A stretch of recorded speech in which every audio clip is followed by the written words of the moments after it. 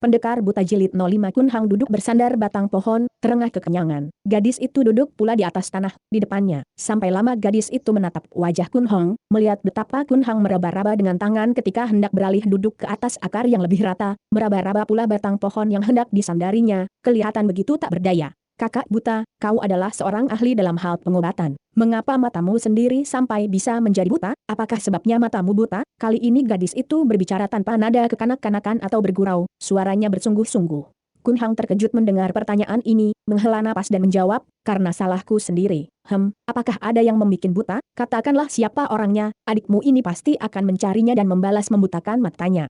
Kun Hang menggeleng kepala. Dia takkan merasa tersinggung kalau diejek orang tentang kebutaannya, tetapi dia merasa sedih kalau orang mengingatkannya akan sebab-sebab kebutaan itu karena hal itu sama saja dengan memaksa dia mengenangkan Choi Bi. Aku sendiri yang membutakan kedua mataku. Gadis itu meloncat ke atas, kaget sekali. Aku tidak percaya, masa ada orang yang mau membutakan matanya sendiri, kecuali orang gila. Memang aku gila pada waktu itu. Kun Hang menangkap tangan gadis itu untuk mencegahnya bicara soal ini lebih lanjut. Adik yang baik, sudahlah, jangan kita bicara soal sebab-sebab kebutaan mataku, maukah kau? Baru kali ini Kun Hang merasa betapa gadis itu terdiam dalam keharuan, akan tetapi hanya sebentar karena segera terdengar lagi suaranya yang nyaring dan gembira. Kakak buta, sebetulnya kau siapakah? Siapa namamu dan di mana tempat tinggalmu?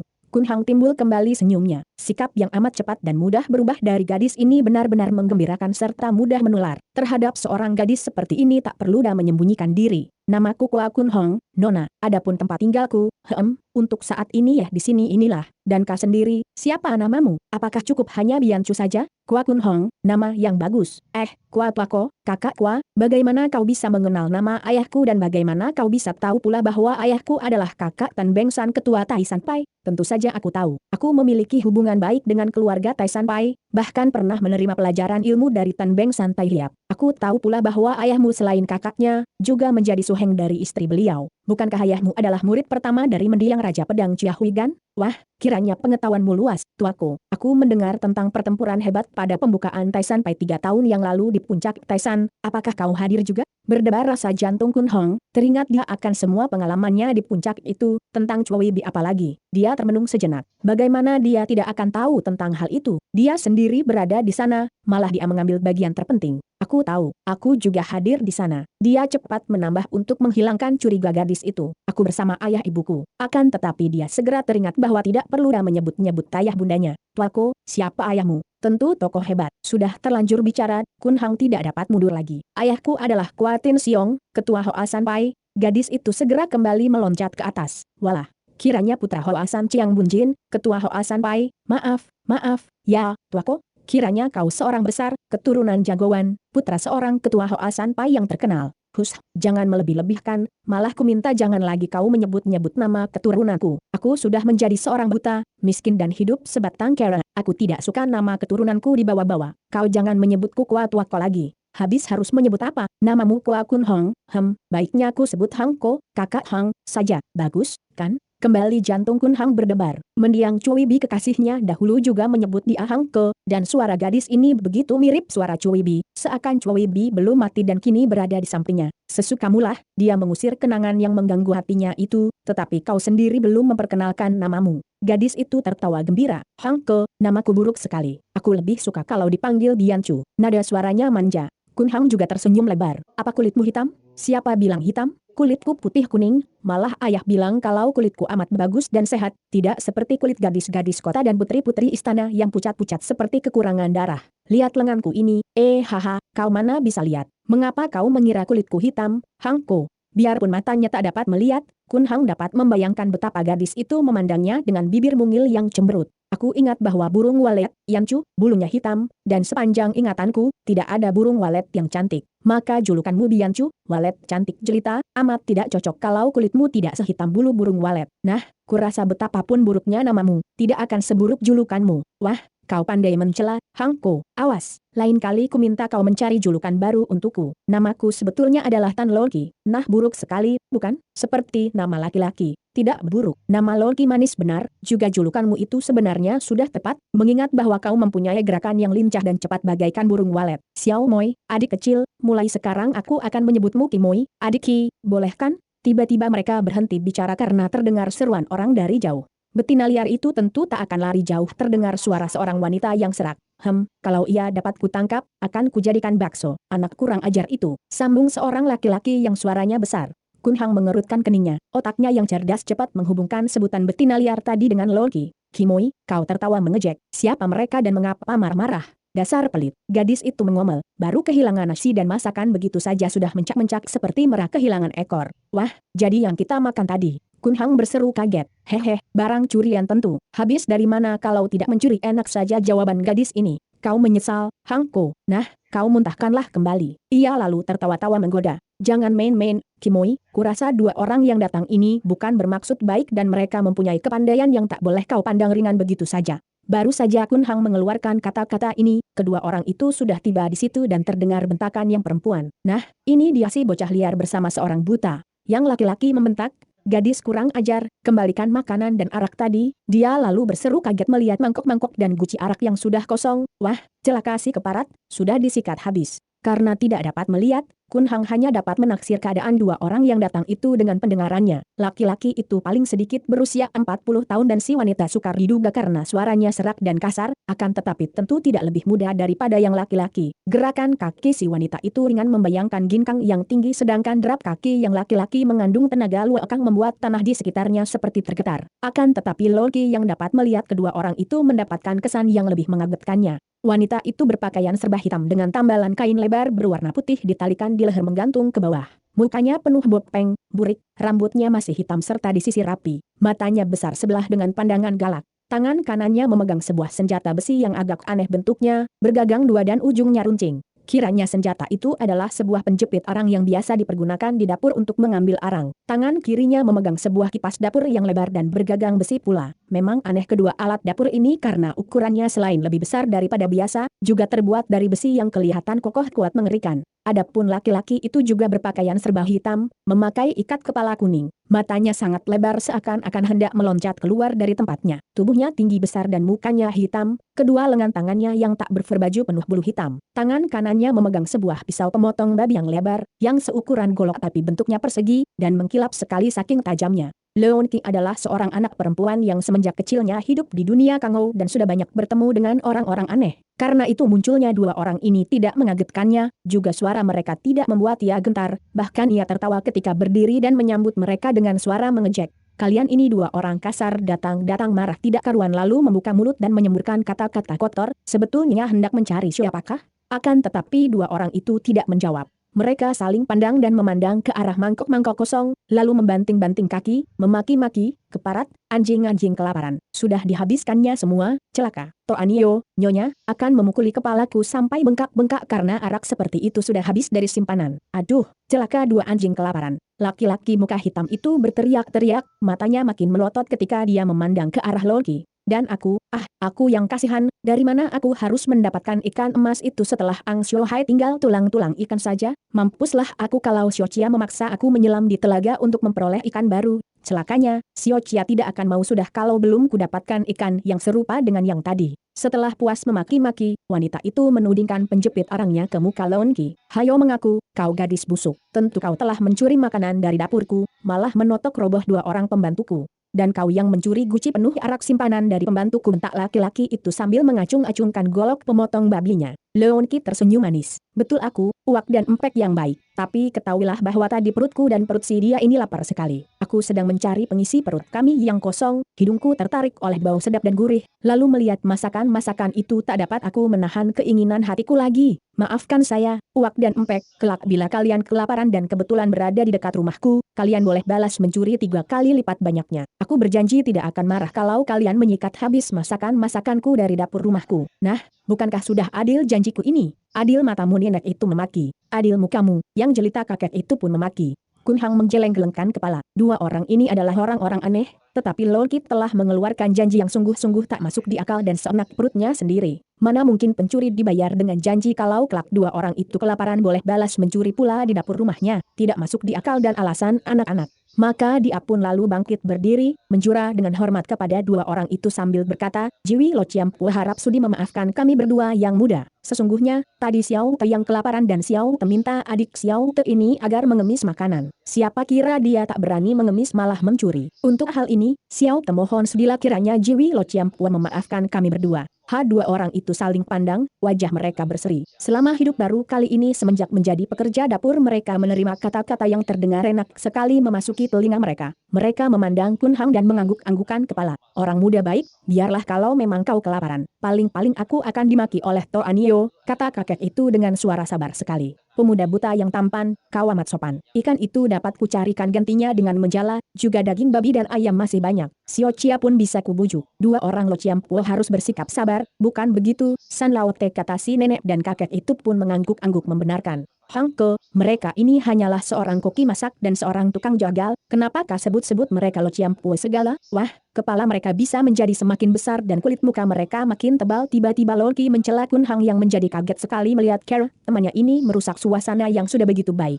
Celaka, pikirnya, benar-benar bocah setan, tidak mengerti siasat damai yang dia lakukan. Benar saja kekhawatirannya, dua orang itu mengeluarkan seruan marah, memaki-maki lagi dan wanita itu menerjang maju, menyerang Loki dengan penjepit tarangnya. Loki tertawa mengejek, menghindarkan serangan ini dengan menggeliatkan tubuhnya ke belakang dan tiba-tiba ia merasa ada angin menyambar ke arah mukanya. Kaget juga gadis ini, karena ternyata susulan serangan kipas ini amat cepatnya. Ia menjejakkan kakinya ke atas tanah, tubuhnya mencelat ke belakang dan terhindar dari hantaman kipas. Pada lain saat dia telah menghadapi wanita galak itu dengan pedang di tangan dan senyum simpul menghias bibir. Kun Hang sangat tidak senang melihat perkembangannya menjadi pertempuran. Namun karena dari gerakan-gerakan nenek itu dia maklum bahwa kepandaian Loki masih jauh lebih tinggi, maka dia mendiamkannya saja, hanya berkata halus, Kimoi, setelah mencuri, jangan kau membunuh atau melukai orang. Jika kau melanggar aku tidak mau bicara lagi denganmu. Loki hanya tertawa lirih dan sebentar saja nenek itu menjadi bingung dan berkunang-kunang matanya. Gerakan gadis ini benar-benar lincah sehingga baginya seakan-akan gadis itu mempunyai 5 buah bayangan yang mengeroyoknya dari segala penjuru. Ilmu serangannya menjadi kacau balau. Dengan nekat dan ngawur dia menyerang membabi buta, menepak-nepak dengan kipas dapurnya seperti orang berusaha menepuk lalat yang terlalu gesit. San Lao Te, kau bantu aku menangkap bocah liar ini. Akhirnya nenek itu berteriak minta bantuan kepada temannya. Agaknya kakek itu ragu-ragu, lalu mengomel, heran benar, masa Hek Winio, iblis betina hitam, tidak dapat menangkap seorang gadis cilik. Kemudian dia menoleh kepada Kun Hong, orang muda, bukan aku Ban Gu Tou, selaksa kepala kebau, dari golongan Ciampu hendak menghina yang muda, tetapi sahabatmu gadis liar itu agaknya terlalu lincah untuk Hek Winio. Terpaksa aku harus menangkapnya. Akan tetapi pada saat itu terdengar Hek Winio berteriak kesakitan dan dia berjingkrak-jingkrak dengan kaki kanannya karena kakinya yang kiri kena digajul, ditendang dengan ujung sepatu, oleh Loki sehingga bukan main nyerinya, ngilu sampai menusuk-nusuk tulang sumsum. Laki-laki tinggi besar yang berjuluk Ban Gu Tou itu dengan marah lalu memutar-mutar golok pemotong babinya, atau mungkin juga pemotong kerbau sesuai dengan julukannya. Angin menderu dan diam-diam Kun Hang menjadi terkejut dan khawatir, jelas terdengar olehnya betapa Ban Gu Tou ini mempunyai tenaga dahsyat yang tidak boleh dipandang ringan. Biarpun dia maklum bahwa ilmu silat pedang yang dimiliki Loki jauh lebih hebat dan mempunyai dasar yang tinggi tingkatnya, namun menghadapi seorang lawan kasar yang bertenaga besar dan memegang senjata yang agaknya amat berat itu, tetap merupakan bahaya bagi Loki. Lo Ciampu, jangan memperhebat permusuhan, Kun Hang berseru. Tubuhnya tiba-tiba melesat ke arah si tinggi besar itu, kedua tangannya bergerak dengan jari-jari tangan terbuka dan, pada lain saat Kun Hang sudah berhasil merampas golok pemotong kerbau itu, Ban Gu Tou berteriak keras saking kagetnya. Cepat-cepat dia membalikan tubuhnya dan memandang dengan mata terbelalak. Hei, kalau begitu kau tidak buta. Xiao Te memang seorang buta, jawab Kun Hong. Kalau buta bagaimana dapat merampas golokku? Tanpa menjawab Kun Hang mengangsurkan golok itu kepada pemiliknya. Ban Gu Tou menerima kembali goloknya dan wajahnya merah sekali karena pada waktu itu Loki tertawa hahaha. Dia menjadi marah dan berkata, orang muda buta, kenapa kau merampas golokku? Kuharap Lo Ciampu tidak melanjutkan pertempuran yang tidak ada gunanya. Makanan itu sudah masuk perutku, dan aku sudah sanggup untuk minta maaf. Enak saja kau bicara. Kami berdua yang akan menerima hukuman dari Toan Nio dan Xiao Chia, namun karena omonganmu tadi enak didengar, kami akan melupakannya saja dan siap menerima hukuman. Siapa tahu sahabatmu si harimau betina itu suka menghina orang dan sekarang kau malah merampas golokku. Ban Gu Tou dan Hek Winnie mau tidak bisa menerima hinaan orang. Kun Hang cepat menjura. Harap sekali lagi kalian orang-orang tua sudi memaafkan kami orang-orang muda. Jika perlu, biarlah kami menghadap majikan kalian untuk minta maaf. Kurasa majikan kalian akan menghabiskan urusan makanan yang tak berarti ini. Dua orang itu saling pandang, lalu tertawa terbahak-bahak, membuat Kun Hang yang tak dapat melihat itu terheran-heran. Malah nenek yang sekarang sudah tidak nyeri lagi kaki kirinya itu tertawa tak kalah kerasnya oleh temannya. Kemudian Ban Gutou berkata, haha, bagus sekali. Kalian mau menghadap Toanyo atau si Chia? Hahaha, orang muda, sungguh-sungguh lucu bila mana ada orang berani begini tenangnya menyatakan hendak menghadap majikan kami setelah berani mencuri makanan. Tetapi agaknya kalian hendak mengandalkan kepandaian kalian, dan kau ini orang buta agaknya juga berkepandaian. Sebelum kau menghadap majikan kami, biar ku coba lebih dahulu. Bisakah kau merampas golokku sekali lagi? Awas serangan. Dengan gerakan kuat sekali Ban Gutou membacok ke arah kepala Kun Hong, pemuda ini dengan tenang miringkan kepala, jari tangannya meluncur ke arah pergelangan tangan disusul cengkeraman ke arah gagang golok dan sebelum Ban Gutou tahu mengapa tiba-tiba tangannya menjadi geringgingan, kesemutan, goloknya sudah pindah ke tangan orang buta itu. Tanpa berkata apa-apa kembali Kun Hong mengangsurkan golok kepada pemiliknya. Hek Cici, dia ini siluman, lebih baik kita pulang dan siap-siap menerima hukuman kata Ban Gutou sambil menyambar goloknya dan berlari pergi diikuti temannya. Leon Qi mengikuti mereka dengan suara ketawanya yang nyaring sampai mereka tidak kelihatan lagi punggung mereka. Hai hai hek alangkah lucunya dua orang badut itu. Leon Qi berkata sambil duduk di depan Kun Hang yang sudah duduk pula di atas akar pohon. Apanya yang lucu? Kimoi, kau benar-benar keterlaluan. Sudah mencuri, memperolok mereka yang tentu akan menerima hukuman dari majikan mereka. Hanya aku amat heran, siapakah majikan yang mempunyai koki dan jagal seperti mereka itu? Kepandaian mereka itu tidak patut dimiliki seorang koki dan jagal biasa. Tentu majikan itu luar biasa pula dan bukan orang sembarangan. Sudah sepatutnya kita datang ke sana minta maaf. Leon Qi cemberut, aku tidak sudi minta maaf, apalagi kepada Toanyo dan Xiaoqia yang mereka sebut-sebut tadi. Lebih baik ku pergunakan pedangku untuk memberi hajaran kepada mereka. Kun Hang menghela napas, sudahlah, kalau begitu kita tidak usah pergi ke sana, tapi tidak baik pula kita tinggal bersama-sama di sini. Kalau mereka datang lagi tentu hanya akan menimbulkan keributan belaka. Kimoi, aku sungguh merasa beruntung sekali dapat berkenalan denganmu, adik yang baik. Selanjutnya kau berhati-hatilah dalam melakukan perjalanan, akan lebih baik kalau kau segera pulang dan jangan merantau seorang diri. Seorang dara remaja seperti kau ini lebih aman apabila berada di rumah orang tuamu sendiri. Jauhkan permusuhan, jangan terlalu menurut nafsu hati. Nah, Kimoi kita berpisah di sini. Mudah-mudahan pada lain waktu ada kesempatan bagi kita untuk saling bertemu kembali.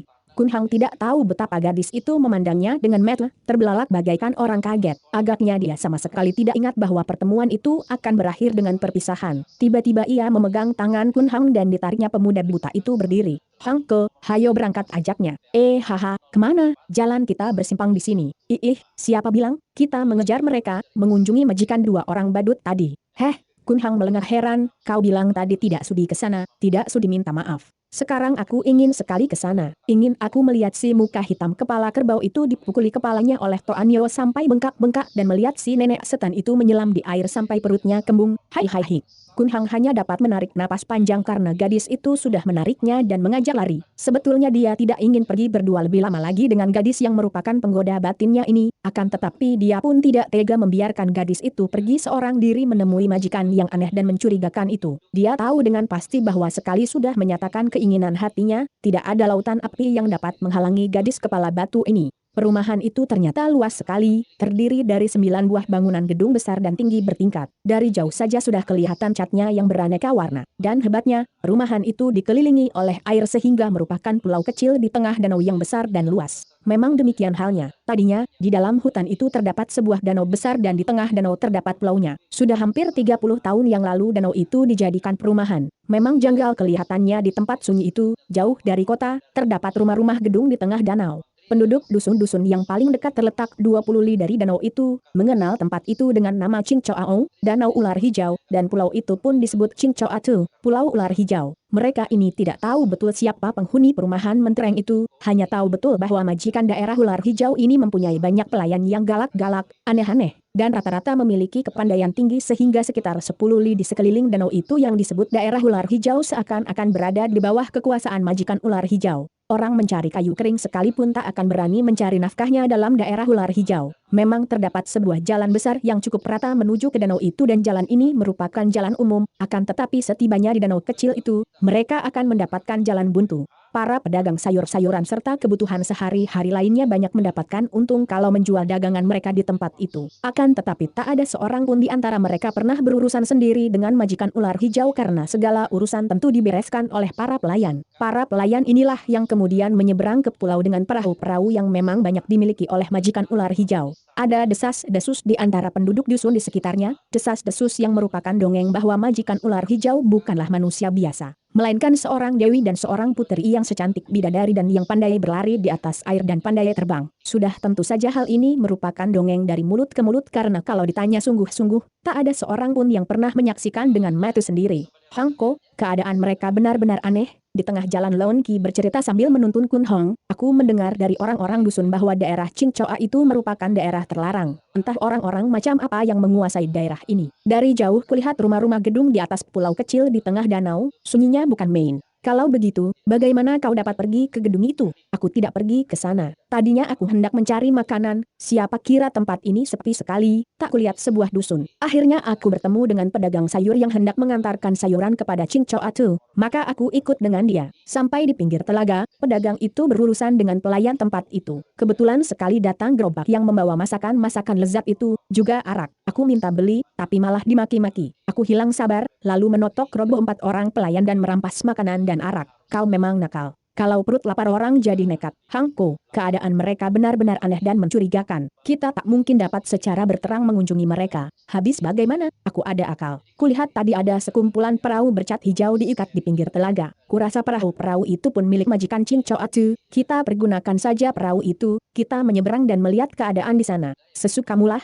asal kau jangan menimbulkan onar, jawab Kun Hang yang juga mulai tertarik oleh penuturan tentang keadaan penuh rahasia itu. Betul saja seperti diceritakan oleh Lol Ki tadi, jalan itu sunyi sekali dan sampai mereka tiba di pinggir telaga, keadaan tetap sunyi tak tampak seorang pun manusia. Dari tempat itu kelihatan tembok perumahan di atas pulau, tetapi juga tidak kelihatan ada manusia di sekitar telaga. Hari sudah menjelang senja, matahari yang kemerahan membayangkan cahayanya di atas air telaga yang berkeriput seperti sutra biru kemerahan. Akan tetapi Lol Ki tidak memperhatikan keindahan alam di senja hari ini, sedangkan Kun Hang yang suka akan keindahan alam tidak dapat melihatnya. Gadis itu sedang mencari-cari dengan matanya dan akhirnya dia menarik Kun Hang ke dalam hutan kecil di sebelah kiri jalan, kemudian menyelinap di antara pohon-pohon. Hangko, aku melihat ada perahu di pinggir sana. Hayo lekas kita pergunakan perahu itu sebelum pemiliknya datang melihat kita. Kau hendak mencuri lagi? Ih, bukan mencuri, hanya pinjam sebentar untuk kita pakai menyeberang. Hatimu benar-benar terlalu suci, Hangko. Leon Qi mengomel dan Kun Hang terpaksa tersenyum. Baiklah, kalau tidak dituruti kehendakmu, aku takut kau menangis. Leon Qi tertawa dan menarik tangan Kun Hong, sambil bergandengan tangan mereka lari ke arah perahu kecil yang sedang terapung-apung di pinggir telaga, tersembunyi di antara pepohonan yang tumbuh menjulang ke pinggir telaga. Perahu itu kecil mungil, bentuknya amat ramping dan ujungnya meruncing, terikat pada sebatang tonggak kayu yang sengaja dipasang di situ. Di dalam perahu terdapat sebatang dayung yang gagangnya terukir indah merupakan gambar ular melingkar pada dayung itu dan terdapat ukiran huruf Qingchoa, ular hijau. Wah, perahu ini pun milik Qingchoa Tu. Hangko, mari naik. Kun Hang dituntun melangkah dan masuk ke dalam perahu, terus duduk. Darah itu pun masuk setelah melepaskan tali dan mendayung. Perahu kecil meluncur cepat ke tengah telaga. Perahu kecil tetapi bagus. Kun Hang memuji. Imbangannya tepat, kayunya kuat dan ringan, luncurannya laju. Ditambah tenaga dalammu yang kuat, ahaha, terasa nikmat betul berperahu seperti ini. Sayang tidak ada arak. Leon Qi tertawa. Dasar pelamun dan pemalas. Sungguh tak pantas seorang lelaki duduk enak-enak membiarkan seorang wanita mendayung perahu.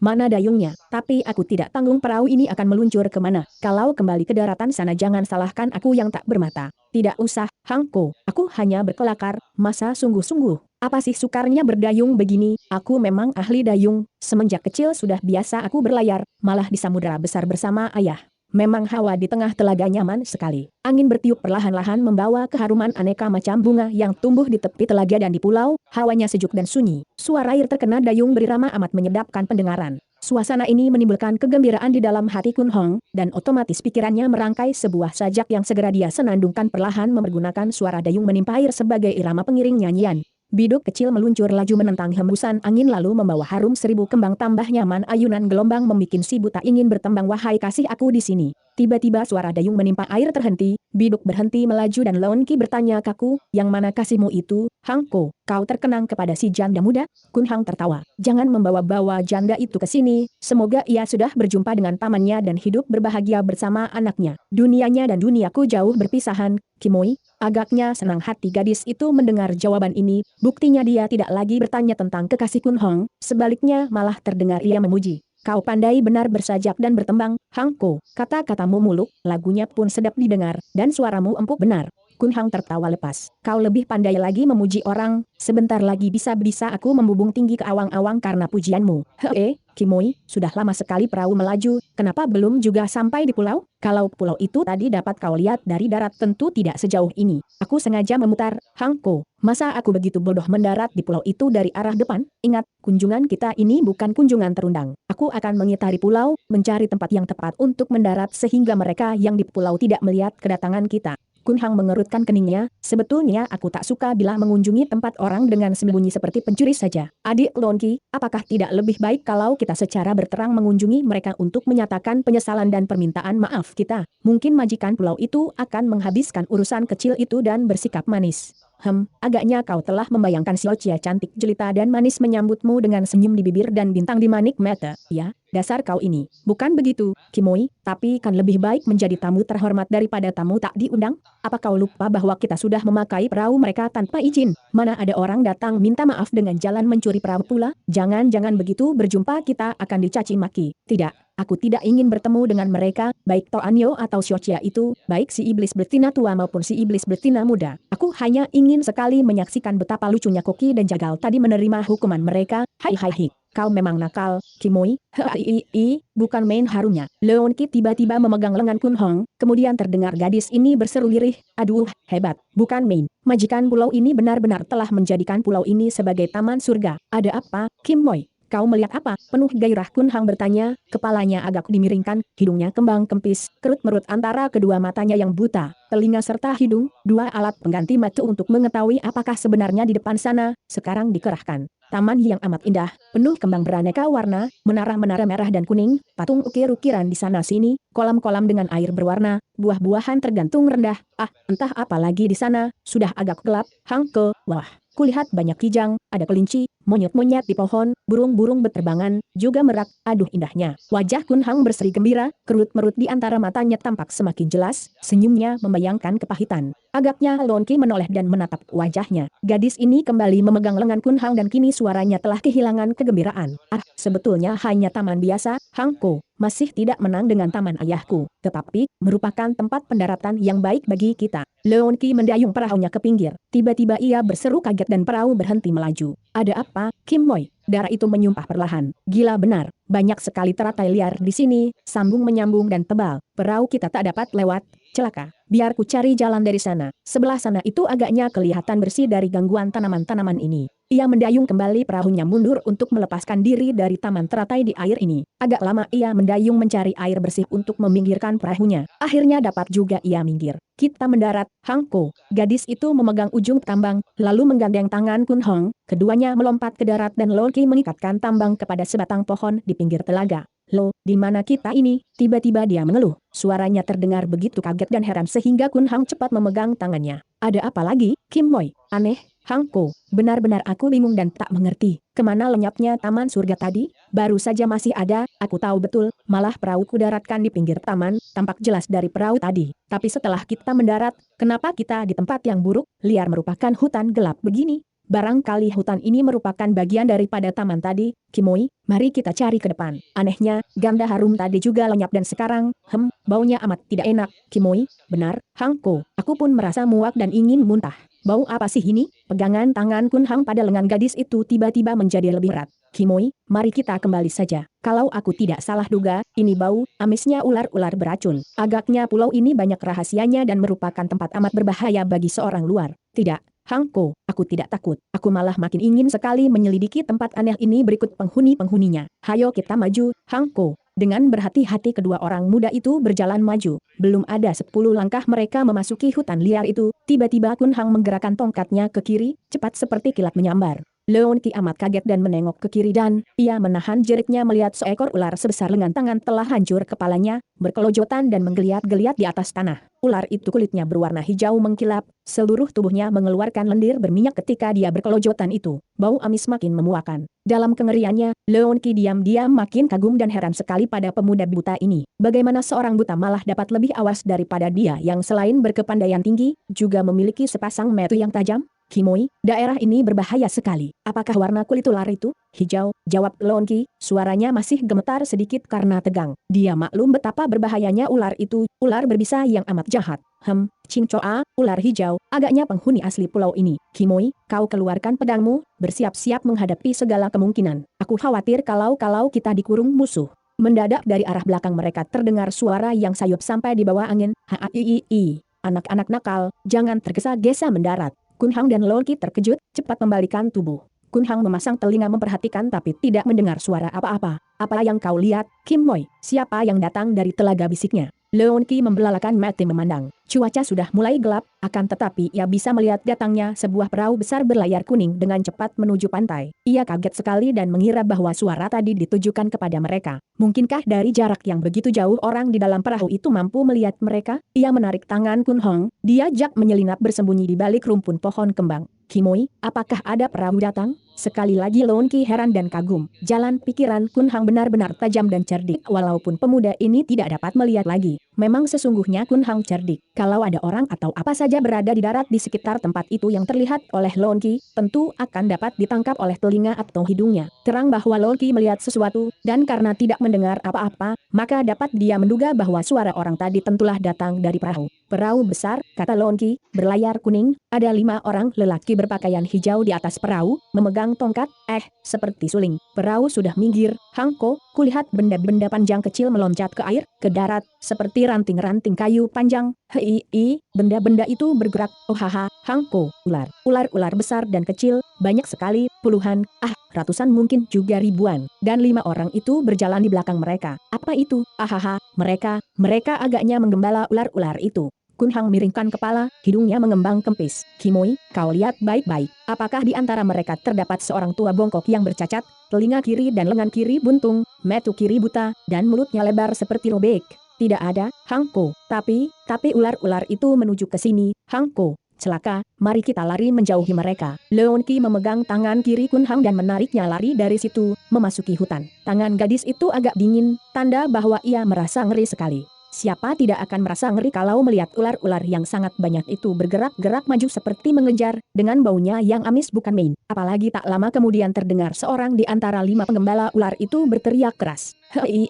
Seekor peliharaan kita mati dengan kepala hancur di sini. Wah, ini tentu perbuatan orang. Hayo kita cari. Jangan-jangan perahu kecil tadi yang membawa orang asing datang ke sini, kata suara lain. Ular ini baru saja bertemu musuh, tubuhnya masih berkelojotan, tentu pembunuhnya belum pergi jauh. Hayo kejar, pergunakan anak-anak kita, kata suara pertama bernada memimpin. Lalu terdengar suara suling yang ditiup secara aneh sekali. Mendengar ini, Kun Hang berkata perlahan, kiranya benar ular-ular terpelihara. Jangan dia di belakang ini semua. Dia siapa, Hangko? Kun Hang memegang lengan gadis itu dan berkata, suaranya sungguh-sungguh, Kimoi, kalau benar dugaanku, kita benar-benar sudah berada di tempat yang amat berbahaya. Terang bahwa suling itu bersuara untuk memberi aba-aba kepada ular-ular itu untuk mengejar kita. Awas. Tiba-tiba Kun Hang menggerakkan tongkatnya ke kanan 2 kali dan ketika Leon Ki menoleh, kiranya ada 2 ekor ular sebesar paha sudah putus lehernya. Darahnya menyembur-nyembur dan tubuh ular yang 4-5 meter panjangnya itu berkelojotan, saling belit. Dengan hati penuh ketegangan, Leon Ki lalu menarik tangan Kun Hang dan mengajak pemuda itu lari lebih cepat lagi. Wah, suara suling itu malah memberi perintah kepada semua ular yang berada di tempat ini, kata Kun Hong. Hati-hati, Kimoi, benar saja dugaan Kun Hong, karena beberapa kali mereka diserang ular-ular besar kecil. Leon Ki menggunakan pedangnya membunuh beberapa ekor ular yang menghadang di depan, juga Kun Hong selalu menggunakan tongkatnya untuk membunuh ular-ular yang hendak mengganggu. Mereka tidak pernah berhenti, terus berlari ke depan dan akhirnya mereka keluar dari hutan itu. Jalan mulai memburuk, penuh batu karang dan kiranya di situ terdapat pegunungan batu karang yang sukar dilalui. Karena tidak mengenal jalan, kedua orang itu terpaksa maju terus dan sementara itu, cuaca sudah mulai gelap, senja telah lewat terganti datangnya malam. Suara ular-ular yang mendesis-desis serta para penggembala yang tadi berteriak-teriak sudah tak terdengar lagi. 2 orang itu mendaki gunung kecil. Kita harus cepat mencari tempat sembunyi yang aman, kata Loki. Dengan adanya ular-ular itu, tak mungkin kita bergerak di waktu malam gelap. Kun Hang menghela napas. Jalan itu benar sukar dan andai kata dia tidak dituntun oleh Loki, tentu akan amat lambat dia dapat maju mencari jalan. Siapa kira, karena kau ingin melihat tontonan lucu, akhirnya menjadi tidak lucu. Kita menjadi buronan di pulau orang. Baiknya besok kita segera kembali saja ke daratan sana. Hang Ke, bukankah pengalaman kita tadi cukup hebat, menegangkan dan lucu? Mungkin besok kita bertemu dengan pengalaman yang lebih lucu dan hebat lagi, siapa tahu. Sementara ini, kita masih selamat. Nah, itu di depanku lihat banyak lubang-lubang besar di dinding karang, tentu ada gua yang dapat kita pakai tempat bersembunyi. Mereka mempercepat pendakian yang sukar itu. Baiknya Loki memiliki ginkang yang cukup tinggi sehingga Kun Hang bisa mengikutinya dengan baik, tanpa mengkhawatirkan keadaan temannya itu. Akhirnya mereka pun tiba di dekat dinding karang yang banyak berlubang dan merupakan goa-goa besar, jalannya menjadi rata. Tiba-tiba terdengar bentakan dari depan, siapa berani masuk Cincau Atu tanpa izin, benar-benar sudah bosan hidup. Dan muncullah seorang laki-laki pendek yang bersenjata ruyung baja. Tanpa banyak cakap lagi laki-laki itu segera menerjang maju sambil mengerahkan ruyungnya. Loki marah dan dengan pedang di tangan ia memapaki. Ketika ruyung menyambar ke arah kepalanya, gadis itu meliurkan tubuh ke kiri tanpa menunda terjangannya. Sambil miring ke kiri pedangnya menyambar secepat kilat. Orang itu berteriak kaget, akan tetapi masih sempat membuang diri ke kiri sambil membabatkan ruyungnya. Dia terhindar dari bahaya, akan tetapi keringat dingin membasahi dahinya. Tak dia sangka bahwa gadis remaja itu demikian hebat ilmu pedangnya.